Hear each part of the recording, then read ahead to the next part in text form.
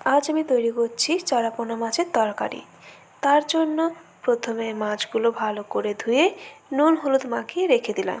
এরপর একটি কড়াই গরম করে তার মধ্যে কিছুটা পরিমাণ সর্ষের তেল দিয়ে সেটি গরম করতে দিলাম। এরপর এক এক করে মাছগুলো তেলের মধ্যে ছেড়ে দিয়ে ভালো করে এপিট ওপিট করে লাল লাল করে ভেজে নিলাম। এরপর ওই মাছ ভাজা তেলটির মধ্যে পেঁয়াজ কুচনো এবং লঙ্কা চিরা দিয়ে ভালো করে লাল লাল করে আমরা ভেজে নিলাম।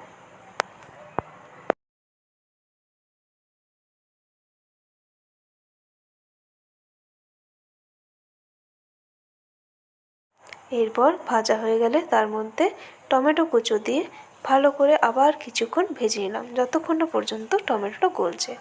এরপর তার মধ্যে আদা এবং রসুন বাটা দিয়ে আবার কিছুক্ষণ ভালো করে কষালাম।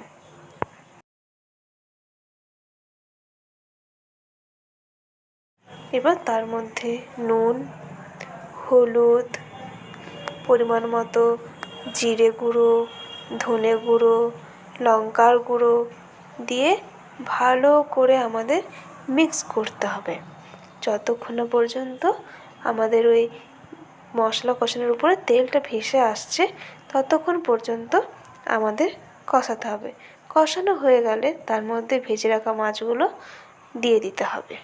এরপর ভাজা মাছগুলো দিয়ে দেওয়ার পরে ভালো করে আমাদের এপিট ওপিট করে মাছটার মধ্যে মশলাগুলো যাতে ঢুকে যায় সেরকমভাবে কষাতে হবে।